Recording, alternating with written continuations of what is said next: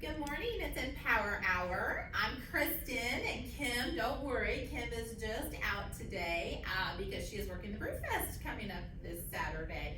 So it's just Empower Hour with Kristen today. But today is Thursday, October the 14th. We are so happy that you're joining us today. We have our Empower Hour guest with us today, which is Encompass Health Deaconess Rehabilitation Hospital. And a new face joining us today, we have Lauren Weil with us. Lauren is the Business Development Director at Encompass Health Deaconess Rehabilitation Hospital. So welcome to Empower Hour. We're so excited you're joining us today. Yes, I'm excited to be here and get to talk with all of you. Absolutely. So lots going on, always, at Encompass Health. Always busy. We always have an opportunity to share some education. Absolutely. Well, first, thank you for being our Empower Hour sponsor today. And then tell us kind of what's going on at Encompass Health. Yeah, absolutely. So one area that I wanted to come and talk with all of you is related to stroke. So at the end of October, October 29th is actually known as World Stroke Day. And so I want to take this moment to empower even you and everyone watching to understand a little bit more about stroke. So really 3 topics I want to touch on today is on risk factors for stroke, signs and symptoms of a stroke, and just the resources that are available in the community, and empowering all of you to know what some of those resources may be if you are a loved one do suffer from a stroke. Absolutely, which is great, for prevention, because prevention is key, yes. But also detecting if a person has had a stroke. Yes. Immediate medical attention is very important. It's vital. Yes. Absolutely. So I'll just start with that first one related to risk factors. So there are certain risk factors that can raise our chances of a stroke, but we can't change them. Our age, no matter how much we try, we cannot change that number. But as we do get older, those chances of a risk for a stroke do increase. Things as far as our gender or our race do raise our risk factors. For instance, women are at a higher risk of having a stroke than men, but those 3 things that I just shared, we can't change those. Right. But there are multiple that we can change, and that's what I want to focus on today with everyone, are those risk factors that we can focus on. For instance, having high blood pressure or high cholesterol. Yeah, we maybe hear that number at the physician office. What does that mean? So having that conversation with your healthcare provider, if they tell you your blood pressure's high, your cholesterol's high, because it can raise your risk for having a stroke or recurrent strokes if your blood pressure and cholesterol are very high. So that's one. Also your diet. I know we just had the fall festival, but it is very important that we focus on a heart-healthy diet because that can raise our risk for a stroke if we're eating very fatty foods all the time. So thinking about a healthy diet that is heart healthy can decrease our chances of a stroke. Other things may be just your physical activity. Very important that we get out, we exercise, because that can decrease your chances of a stroke. If you are getting your heart rate up, it can be something as simple as walking, getting up and doing exercises, even chair exercises. Now there's different classes that we offer here for individuals, but trying to engage in physical activity multiple times a week can help to decrease your chances of a stroke. Other items that can also raise our risk is smoking. So having that conversation with your healthcare provider of some sort of smoking cessation program. High alcohol intake is another area that can raise your risk for having a stroke. So any of those items, if you fall into one of those buckets, I encourage you to think about your lifestyle and having that conversation with your healthcare provider so we can decrease chances of having a stroke. Absolutely. And you're right, we are just coming off of Fall Yes. Festival, at which Encompass Health Deaconess Rehabilitation Hospital was one of our gracious sponsors. Yes.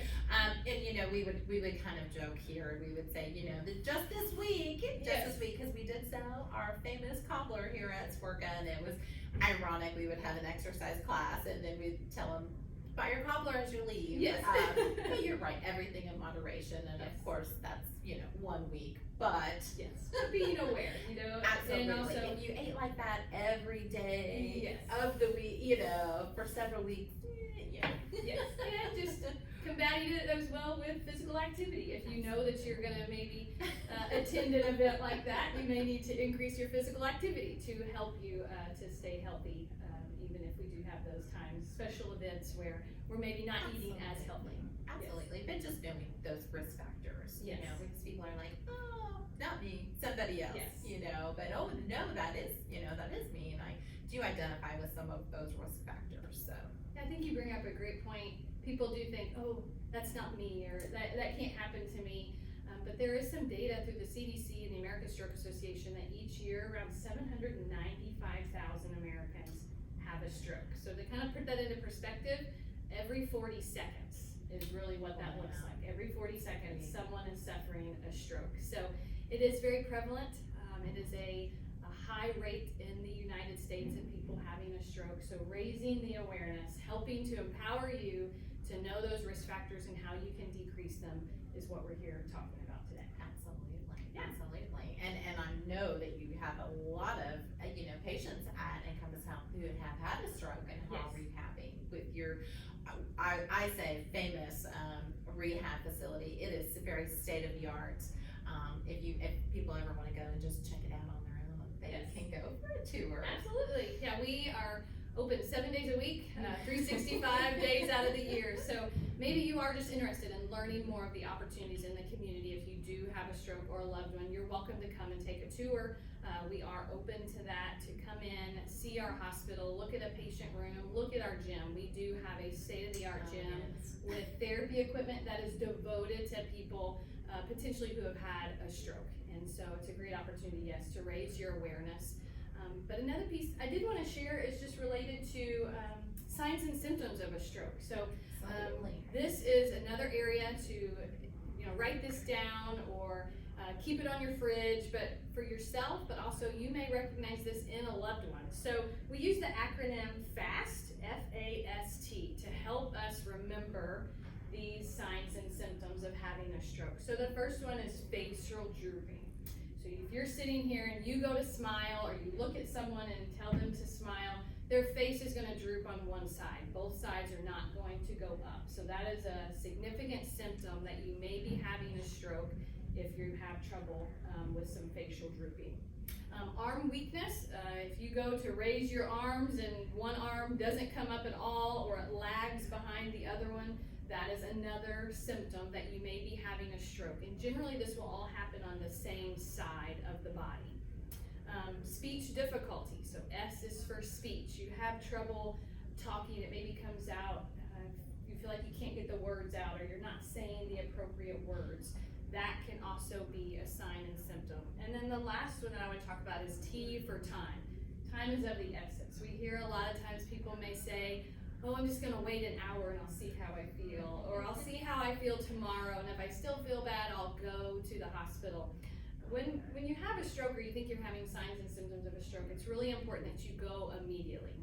Go and get checked out. There are different interventions that potentially could be given to you, but time, again, is of the essence if those things can be completed. So if you think you're having a stroke, or you have a loved one that you think is having a stroke, go ahead and get to the emergency room and get checked out. And again, remember, F-A-S-T, face, arm, speech, and time. Absolutely. Well, that is a great, and you're right, that's a great acronym, because you're right, time is of the essence if someone has had a stroke, Yes. of course. Now, of course, we're talking about stroke, and Yes. What are other types of, patients that come into Encompass Health? Yes, we see a very wide variety of patients. So anyone who has potentially went to the hospital for some type of acute event. Stroke is obviously the topic today, but other things that could be, maybe someone's had a motor vehicle accident and now they have some sort of orthopedic issues. They've broken bones, they have a brain injury. Those are other patients that we see. Patients who have cardiac or pulmonary issues. So maybe they went and they've had a heart attack, or now they've had to have heart surgery. Those are patients that we serve as well. So a very wide variety of diagnoses. Really anyone who has some sort of health event that has now required physical medicine, so a physician to oversee their care, but also they need therapy, rehabilitation. And we offer a very intense therapy. Patients in our hospital get at least 3 hours of therapy a day. So focusing on getting patients back to their prior level of function and doing what they love. Absolutely, and always important to point out, and I have to tell you, you guys, the facility was the biggest kept secret in Warren County, but located on the Warren County Trail, because a lot of people still think when they, they're like, is it ever on Covert Avenue? Yeah, so we were previously Health South on Covert Avenue, and we did have the opportunity to build a new hospital just inside Newburgh, Indiana on the Warwick Trail. So it's the big white building just a few miles down from Deaconess Gateway before you get to Walmart. So we are on the left there on the Warwick Trail. It was the best kept secret. Yeah. It's like, I wonder what that is. I don't know. What is that? But absolutely, but a beautiful, just an amazing, beautiful, state-of-the-art facility, really to help people in the community who need some type of assistance to hopefully be able to get back to their home where they can stay independent and live safely. And do what they love every day. Absolutely. Do you guys have anything else going on that you want to talk about or share? I know you've had a lot of events, and I know you, like us, have really kind of had to think outside of the box, kind of during the pandemic times, and and just bottom line, keeping everyone, still serving people, but keeping everyone safe at the same time. Yes, over this time with COVID, we've really looked at just our own practices, and so thankfully we are back to allowing visitors in our hospital. We've really early on, we were able to get back to allowing visitors back in, so we do have 2 visitors per patient throughout the day that they can come in and see their loved one. From an event standpoint, a lot of events did have to get put on pause just with the COVID restrictions, but we continue to find ways just like this to educate the community and raise awareness that if you or a loved one suffer not only a stroke, but any type of illness or injury that you are now not able to do the physical things that you want to be able to do, we can potentially be an option. So reach out to us. We do have a website, encompasshealth.com/deaconessrehab. It's a great place to go. We have a virtual tour if you're not comfortable getting out quite yet, but different resources on the website.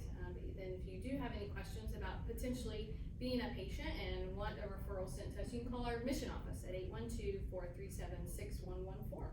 Wonderful, and we of course will put Lauren's information in our chat, as well as Encompass Health, Deaconess Rehabilitation, all of their contact information as well. But again, I think that's great to point out. There is a virtual tour, which we did before I think the facility even opened, so that was very cool. It's a great resource. Absolutely.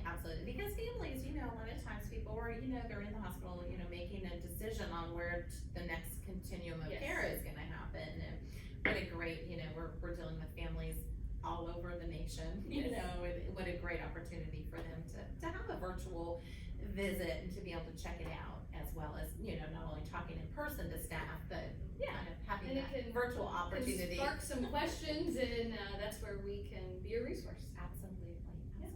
Well, Lauren, thank you so much. We're so happy to be here. that you joined us today, and again, October 29th. Yes, World Stroke Day. World Stroke Day. And so important, again, just to kind of recap, the risk factors of having a stroke, and of course, working with your family physician, one-on-one. If you do have some of those risk factors that put you at risk for a stroke, but then also knowing if a person is having a stroke, what to look for and what to do. Yes, absolutely. Again, write that down. FAST, face, arm, speech, and time. Because it is, you're right, time is of the essence when a person is having a stroke. So, absolutely. Lauren, thank you so much. It was great to be here. And again, on behalf of SWRCA, we appreciate all that you and Encompass Health, Deaconess Rehabilitation Hospital does to support SWRCA, but also in the community as well, and to get everybody kind of back on their feet in the community. Yes, that is our goal, and that is our focus, and we appreciate the opportunity to be here and the collaboration that we have in the community. Well, great. Well, thank you so much, and I know you'll be seeing more of Lauren in upcoming shows as well, but thank you so much again, and thank you again for sharing all the information about strokes and how to respond if a person is having a stroke as well. Absolutely. Have a great day, everyone. Thank you, Lauren. Thank you. Well, at this time, I'll move back to our table and go over a couple of quick SWRCA updates. And then, before our next guest joins us as well. So Lauren, thank you so much. Have a Thank you. wonderful day. You do the Thank same. you. Thank you.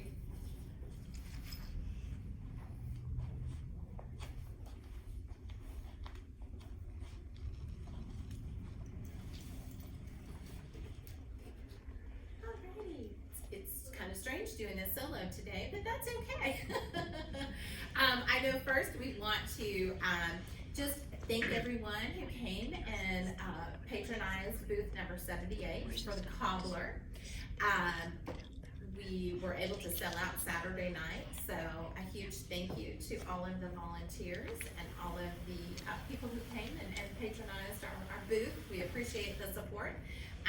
We know that this will be a great year, hopefully, and hopefully not only for us, but for all the nonprofit agencies that had booths this year down at the Fall Festival. So thank you, thank you, thank you.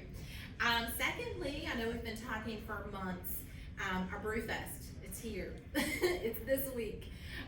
This Saturday, October the 16th, is Brew Fest down at Bossy Field. Doors open for VIPs at 5 o'clock. General admission is at 6 o'clock. You can still purchase tickets here at Swerka through Friday from 8 to 4:30.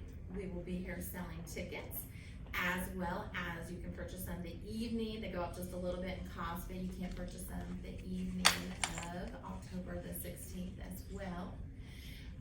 But that is coming up this Saturday down at historic Bossy Field. It looks like it's gonna be a gorgeous evening. Remember, we've been talking about, we've got food booths and all kinds of good things coming up. So we're very excited that is happening this year as well. We also have our annual Veterans Celebration that is coming up. I think we talked last week. A lot of our events are coming up really, really fast this year, but our Veterans Celebration this year is gonna be on Friday, November the 5th. It will be at 9 o'clock. Our doors open at 9 o'clock. We have a little flyer here. Of course, all the information is available on our Swerka website, as well as all of our social media outlets as well. But it will be on Friday, November the 5th. Doors open at 9 o'clock with a vendor fair. A lot of our vendors are here sharing information about veteran services, how you can get connected, people serving veterans, just, kind of a market for veterans.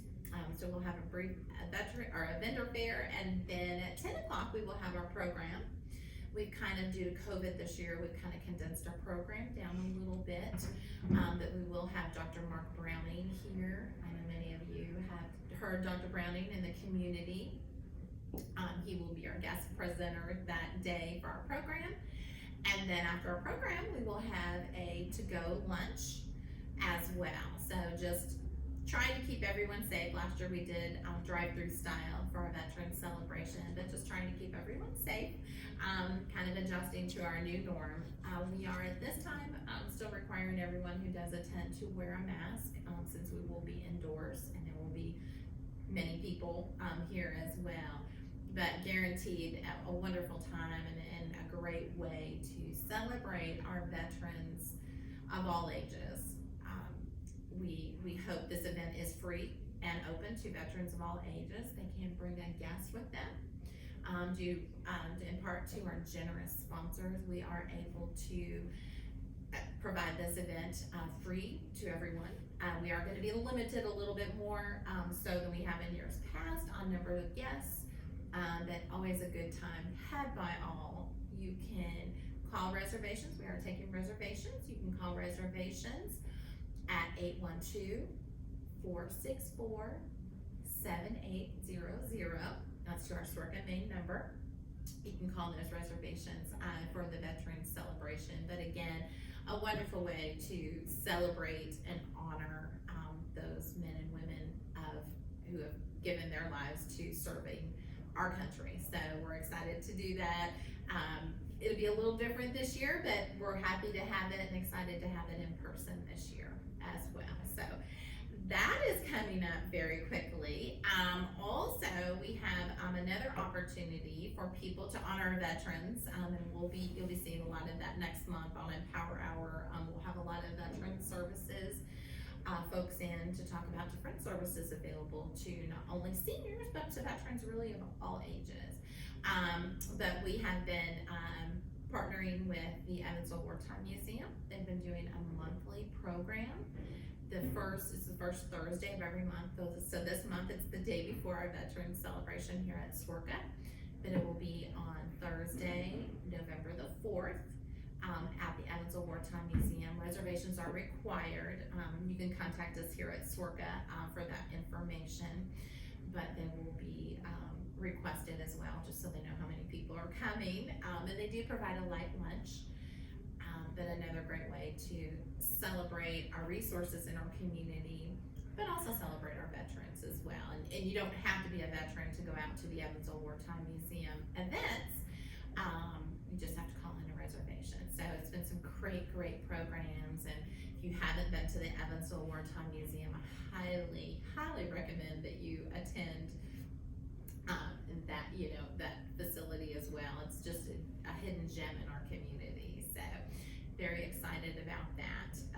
So this last quarter of the year, we were just talking earlier, it's jam-packed with all kinds of things for coming up. So we're just really looking forward to celebrating not only our veterans, but just celebrating kind of things returning back to normal as well. So absolutely.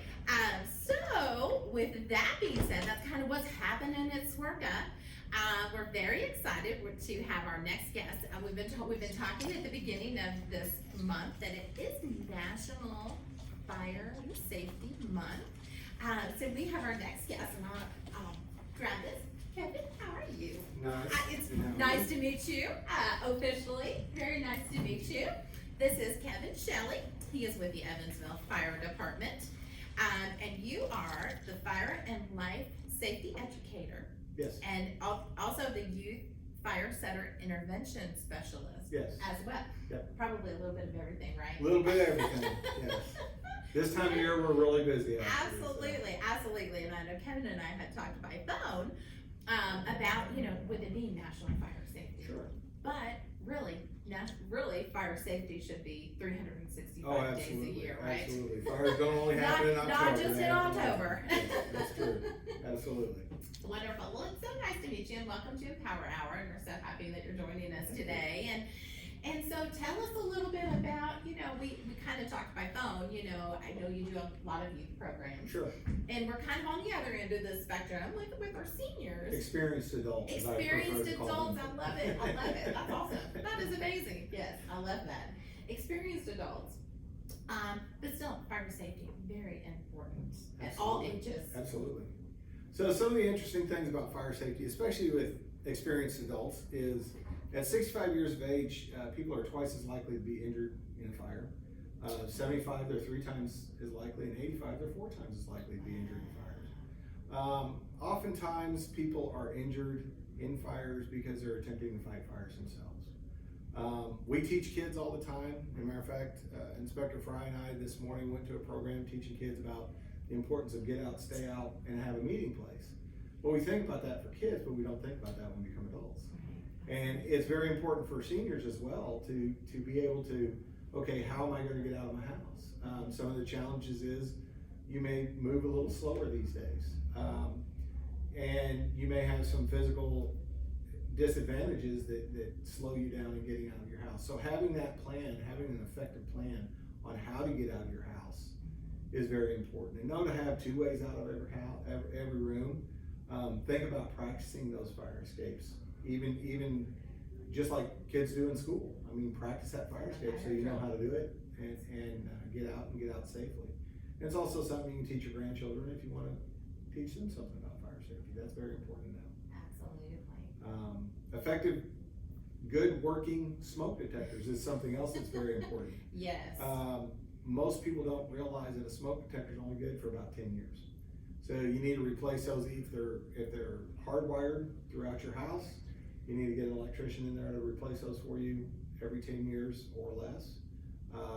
Most newer ones have a sealed battery in them, so they're good for 10 years, so you don't necessarily have to replace the batteries in them. If you do have batteries in them, you need to change those batteries annually, which will also remind you to replace them every 10 years. So those are important things to have as well, as far as fire safety goes. Some of the things that experienced adults can do to help themselves is the major cause of injuries other than fire for seniors is slip, trips, and falls. And, thinking about things, keeping your stairwells clear, keeping loose carpeting or area rugs and that kind of thing secured so you won't trip over those things. And that will also help you in the event of an emergency to be able to get out of your house so you're not obstructing your way. Absolutely. And Kevin shared with me, which we can share with all of you, some amazing resources talking about that, because you're right, not only fire safety, but also home safety Sure. too. Sure. You're exactly right. We just concluded with a class called Matter of Balance, which is focusing on fall prevention.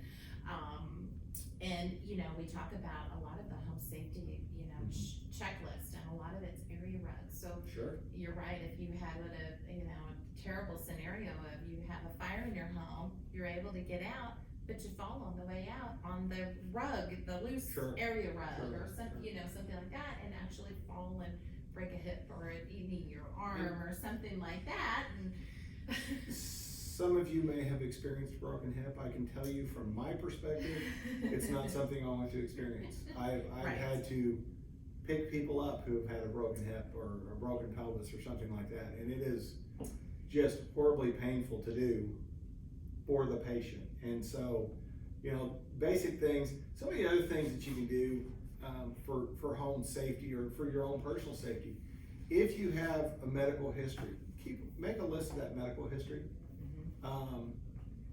as well as any medications you're on. Put it with a magnet on your refrigerator. If we have to show up because of a medical emergency, we can find that on the refrigerator, pull it off there, and say, oh, here's what we're dealing with. And it gives us a little bit of perspective on what's going on with the patient, because a lot of the stuff we do is medical runs. Absolutely. We have 14 stations in town, 17 trucks, 24 hours a day, 7 days a week. So that's important to understand, but all the information we can glean when we get there for a medical emergency is very helpful. Our response time is less than 4 minutes in the city of Evansville. The ambulance service, because they have fewer vehicles out there, their response time is about 12 minutes. So we're gonna be there first, and all that information is helpful to us. Absolutely. And you're right, just keeping an updated list too. Updated, yes, absolutely. You could pair that with when you check your smoke detector. Sure. A lot of people, pair that, and I don't know why, when we change time, when we fall back in the fall, and probably because October is National Fire Safety Month, I'm not sure, but we kind of pair that. That's another good time for a checklist, because a lot of times, we've had people there like, oh, no, I'm not taking that medication. Just what we do, like we help people here with their Medicare prescription drug plans. It's open enrollment time, and people are, oh no, I don't take that anymore. It could be something very detrimental. And I'm sure when you go to, homes of older adults, oftentimes they're by themselves. They're living alone. So there's not another person to say, oh no, you don't take that medication, or this is what happened. So you're just going on pure, and if the person is in a situation where they cannot speak or, having some issues, we were just talking with one of the gals from Encompass Health about stroke prevention.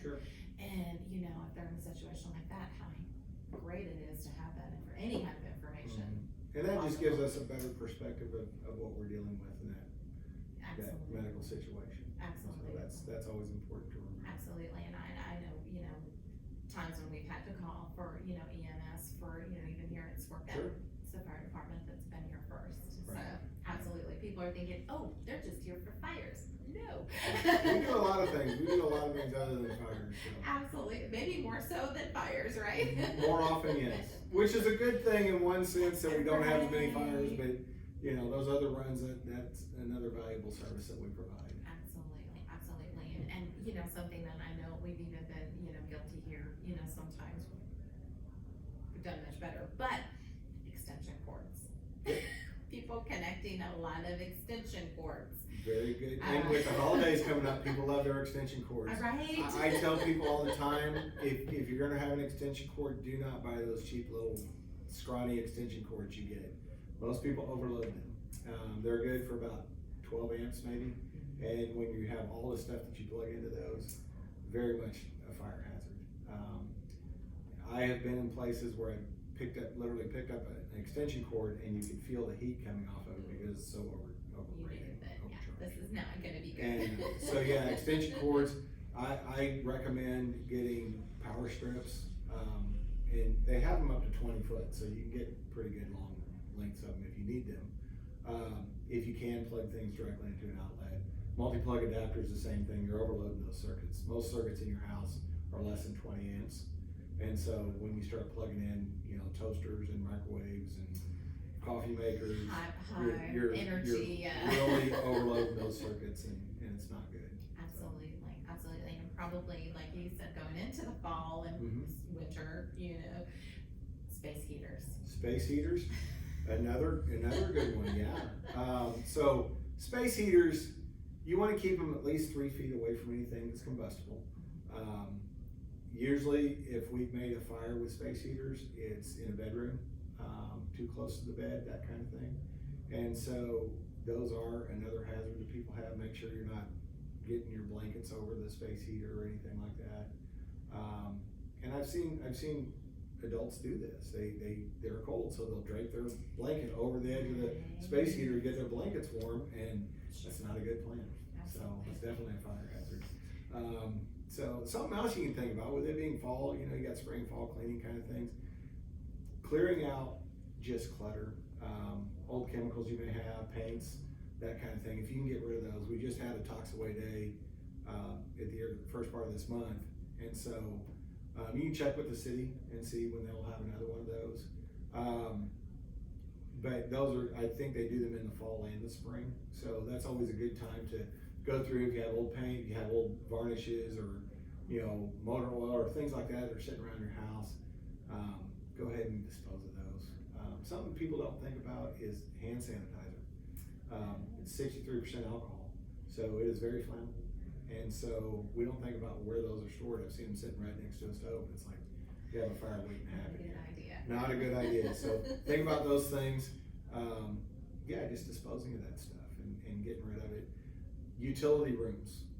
People love to use their utility rooms as a storage closet for the things that you don't want people to see, because nobody goes in the utility room. So let's shove all the paints and stuff in there. Went to a house one time, and a lady had a can of gas sitting next to her gas powered water heater. Not a good plan. So we told her, this is not a good idea. You probably need to move this out of your house. Right. So those are things you just got to think about, that people don't really consider what they have stored in there, because it's just a storage space. Absolutely. They just kind of shoved it in there. Absolutely. And of course, a lot of our viewers, have kiddos, grandkiddos, coming to their house that, after school or for the weekend or, those things. Of course, keeping flammable lighters and lighters, cigarettes, matches. Absolutely. So you want to make sure those are put up. Kids are curious. If they know you smoke or they see you smoking, some kids will get curious and they might think, hey, that's kind of cool. This is a good time to quit smoking. Because kids get a hold of those, and we do make house fires that kids have set the house on. Not intentionally, but they've been playing with cigarette lighters. And we'll have those types of fires. And so we want to make sure those things are put up. The other thing you need to consider is if you are on medications, making sure those medications are put out of the reach of children. You get a 3 or 4 year old, they don't know whether it's a Tic Tac or a pill. So it all looks the same, right? It looks like candy to me, so I'm gonna eat it. So making sure those things are put up and out of the way. Well, we find a lot of, older adults, or experienced adults. Because child safety caps on prescriptions are hard to open. Sure. They are hard to open for that reason, so kids don't open them. So a lot of times, pharmacies will if there are no small children in the home regularly, they will give the lids onto the medications Sure, that sure. are not child safety. And so sometimes just doing your own checklist if you have kiddos or grandkiddos, coming in, because I know, there are things that I don't think about when my own grandchildren come over. I'm like, oh, I need to think about that. Yeah. It's been a while. Sure. Sure. But just making sure those things are up and out of the way and out of sight. A lot of times it's just out of sight, because if you don't see it, then you're not really thinking about it. And absolutely. That curiosity. I teach kids all the time, and one thing I talk about is when I was a kid, I was very curious and very absolutely. easily distracted about things. So you got to remember that you can tell kids know a lot, but if they're curious, they're going to find a way to get to things. So absolutely. And of course, on the other end of the spectrum, sometimes we have a little bit just by age, some forgetfulness, Sure. or absolutely. maybe some other health issues going on, and especially I know we've seen this with people who are smokers. Sure. Of course, we always suggest people to stop smoking, but to think about fire safety too, Absolutely. because people sometimes may leave something, a cigarette on an ashtray and forget about it. Right. That it's there. And that's another good point. Medications, people get tired. Cooking is the #1 cause of home fires. Smoking is high up there. Injury and death is actually caused more by smoking than cooking, because people are asleep. They usually fall asleep. Right. So, but if you're on medications that make you tired, you probably shouldn't be smoking, and you definitely don't want to be cooking, because that happens. So people, whether you're drinking or on medications that make you tired, just leave the kitchen alone. You can wake up and see your whole kitchen on fire that quick. Fires grow rather rapidly. They double in size and intensity about every 30 seconds. Wow. So they grow really quick. That's very quick. People do often ask about fire extinguishers, and a fire extinguisher is a good tool to have to help you get out of the house. Again, #1 contributing factor is people trying to fight fires and stuff. So best thing to do is get out of your house. Most people, if they have a fire extinguisher, where is it? If you ask people, where's your fire extinguisher? Well, I think it's under the sink, behind the Drano, somewhere in there. So you have a kitchen fire, now you're digging underneath your sink, trying to find an extinguisher that you're not even sure is gonna work because you haven't checked it and maintained it. Or it's shoved in a closet somewhere, so you're searching for it. So those are things that I think they're a great tool, but use it as it's supposed to be used, and not to try to put out the fire. Always call 911. Absolutely. There are professionals who are highly trained in fighting fires. And we have the gear to wear. We just did Absolutely. a program today, and I go through the kids, show them exactly what a firefighter will look at, dressed in all his gear, and why he is safer, brings his own air in. And that's a big cause of injuries and death is the smoke inhalation, because the toxic fumes that are in smoke these days may not be the burns themselves. The majority of them are smoke inhalation, and that's where people, especially with older adults who may already have some cardiac issues or breathing issues, and you're inhaling that smoke, and then if you use that extinguisher and that's blowing out that powder and you're inhaling that, and just best thing to do is get out of your house. Bad combination. I know people like their stuff, but your stuff can be replaced. I don't care how sentimental it is or how valuable it is. It can truly be replaced, but we can't replace you. Absolutely, and that's a very important part. And we've always encouraged people, and we actually had a gal on talking about preserving documents and things like that, keeping them off site, maybe a safety deposit box or a fire safe. Anymore, you can get those relatively inexpensive. Sure. If you have some pictures or either financial information, sentimental things that are not easily replaced, it's worth looking into a firebox or something. I tell people this, and this is something people don't consider. What in your house usually does not burn if you have a house fire? Your freezer. Oh. Put it in a Ziploc bag and put it in your freezer. That is an excellent tip. It's a cheap, inexpensive fire safe. Absolutely. Because typically, if you have a horrible fire, yeah, you're gonna lose that stuff. But most house fires, our response time is 4 minutes or less anywhere in the city. So if it's a city fire, we can get there rather quickly, and you're probably not gonna lose things inside your refrigerator. So yeah, put it in a Ziploc bag and put it in That's your freezer. that is an excellent suggestion, never thought of that, but you're exactly right, that's right. And all those important papers are there, and they're still. Absolutely, usable. absolutely, and you know, we've had, the folks on from EVPL, and, you know, they've talked about, you know, preserving scanning documents Sure. and things like that, you know, that's another suggestion too, that you're right, we sometimes call all that paper that people have, kindling, you Yeah, know, we kind of exactly. joke about it, but we're like, it Exactly. really could be, so. Sure. And most people have digitalized everything these days, Right, but right. there are experienced adults and some not quite experienced adults yet who kind of like the old school. I like paper. I like having Right. physical I something understand there. One of those people. And, so that's always, you know, it's one of those things that as society changes, yeah, things are gonna be more digital, but there are still gonna be people out there that want things, a hard Right. copy of something, so. Absolutely, and I'm sure you know, when you've got, you know, been on a fire run, that people are like, I just need to go back in and get one more thing. And Yeah. I'm sure that's where a lot of them think of, oh, we've gotta get this or this, and I think you're at a point to say, you just need to get out. Yeah. Saving your stuff is not worth it. Stuff can be replaced, and you know I teach kids all the time: get out, stay out, and have a meeting place, and that's very important to do. And so you make sure if you do have grandkids staying over, okay, where's the meeting place going to be? Absolutely. And what are we going to teach them about fire safety? So we get out of the house, we go here, pets. So people worry about their pets. I've got to save my pet. I understand, I have pets, I love my pets. If I lost my pets, I'd be traumatized. However, your pets, your dog or your cat is trying to get out as well. And it might already be out of the house before you get out. And so you're running around the house looking for this dog or cat, putting your own life at risk to find your pet that's might be already outside.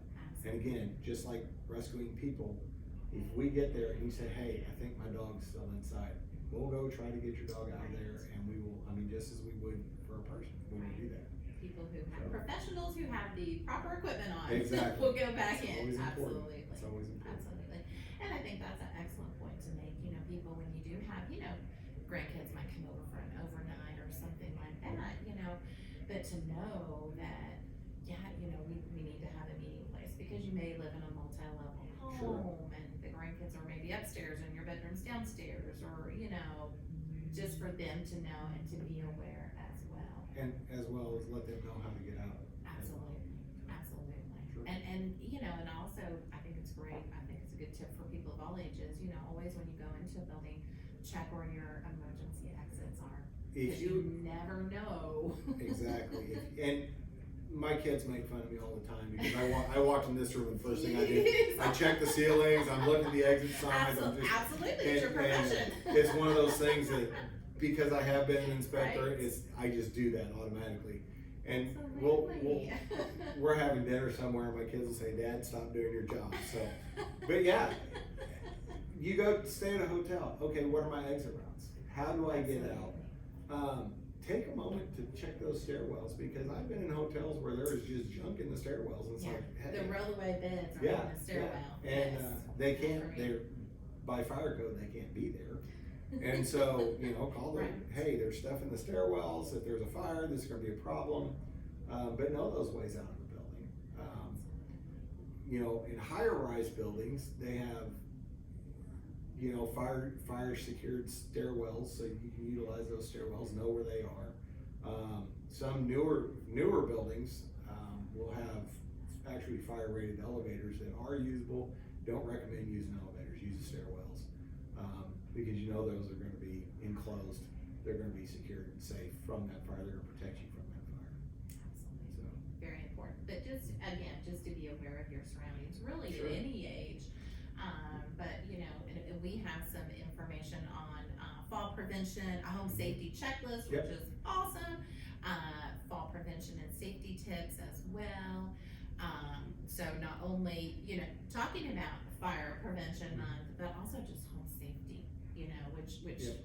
probably go hand in hand Sure. with fire prevention, Sure. a lot of those, suggestions. suggestions that he made. And again, and things that people can do relatively easily is to check their smoke detectors. Check your smoke detectors. Because I'm sure you've been on runs where people are like, oh, we have one, we have three, but they don't work. Yeah. So making sure you're replacing them every 2 years. If they do still have batteries in them, replace those batteries.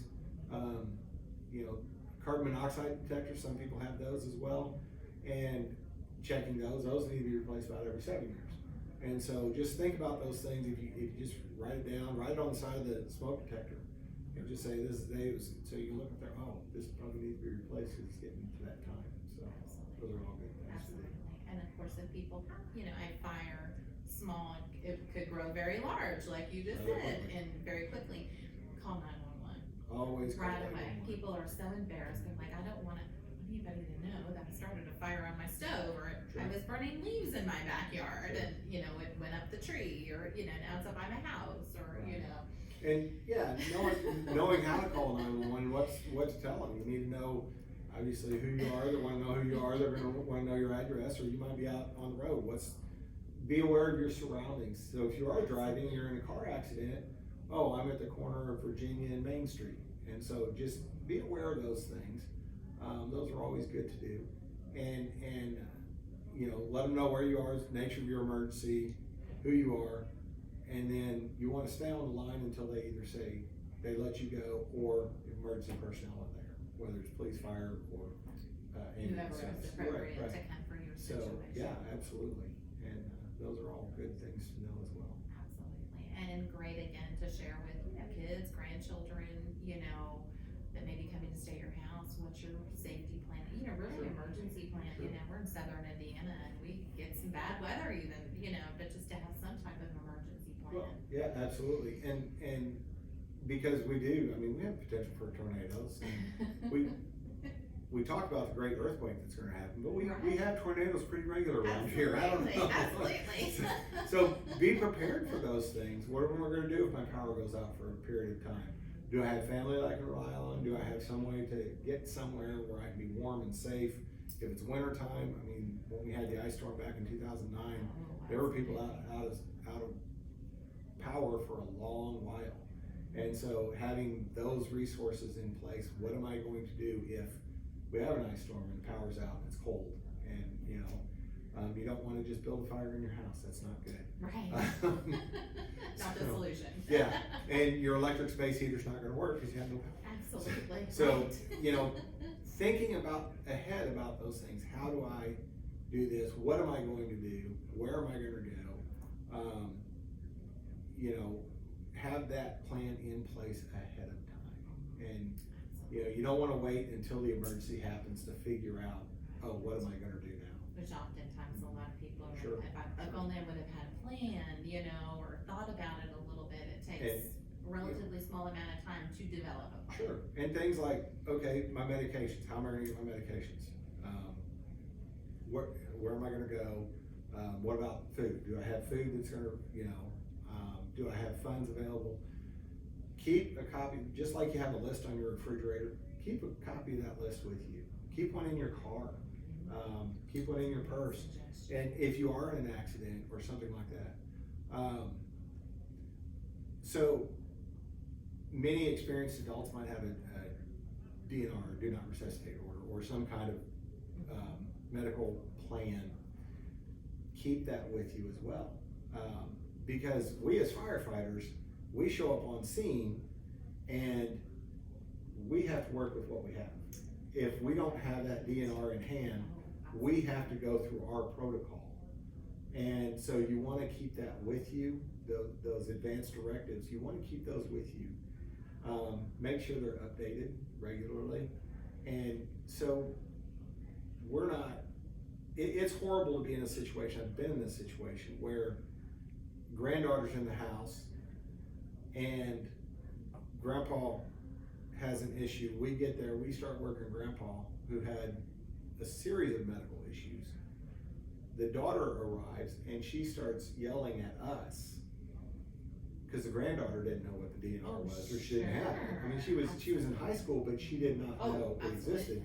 And the mom or her mother gets mad at us, and it's like, this is our protocol, we have to. And finally the VNA, the visiting nurse, showed up, and she's like, oh, I have that. And it's like, well, it'd been nice if we'd been here. Absolutely. And people know those things. So having all that stuff together that you can take with you in the event of an emergency is always important to have too. Because if you're evacuated for a period of time and you don't have your medications, what am I gonna do? How am I gonna get my medications? Now, a lot of places you can get emergency medications, but you still have that delay between, if there's medication you have to have at certain times, or insulin or whatever, that you have to have at certain times, then it becomes a challenge. Absolutely, just being prepared. Absolutely, that's an excellent point to make as well, so.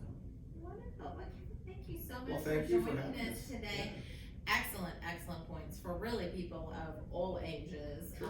And again, even though October is National Fire Safety Month, it's really 365 days a year. Absolutely. And emergency preparedness is 365. Absolutely. One of the things when I do presentations with experienced adults, I always say, your safety is your responsibility. Too often in our society, we want to look at, well, if this happens, then these people are going to be there. Yeah, the fire department's going to be there, but if you plan ahead, then you know what you're going to do, and that really is your responsibility. How am I prepared for this? Absolutely. And Kevin, of course, shared lots of wonderful information that we can send to you, our viewers, or come by Swerka and pick them up. Also, if people want more information, can they go to the Evansville Fire Department website? There's an Evansville Fire Department website. There's not a lot of good resources on that website. On there, But they can just. they can reach out to me at the fire department, and we can share. If they're wanting to have a group presentation or something, I'd be more than happy to do that or set that up. And because that is amazing information that you shared with us, Sure. and a lot of things that you shared with us, a lot of people don't think about or don't want to think about. Sure. One other thing, Thanksgiving coming up. Number one day of the year for fires. And that's because more people are cooking that day, and you're distracted. You're watching football. Right, you got a house full of people. Might imbibe a few too many adult beverages, and so not that anybody ever does that. Absolutely So, right. but those things happen, and so one thing, people with smaller homes will store sometimes plastic items in their ovens, and they don't think about it, so they'll turn their oven on. I've made several fires that way, where they have very small kitchens, so it's like, I don't have the storage, so I just stick it in the oven because it's a great storage cabinet. Absolutely. But then they forget about it. Doesn't take long. So, nope. And like you said, it doesn't take long to spread to really engulf your entire area. Sure. Absolutely. Well, Kevin, thank you so much. Well, It's thank you. wonderful to Thank meet you. you, and thank you so much for joining us today on Empower Hour. And thank you all for joining us as well. Again, we have some excellent resources that Kevin shared with us from the Evansville Fire Department on safety in your home, a lot of them from the CDC as well. So please contact us here at Swerka for more information, and we look forward to seeing everyone next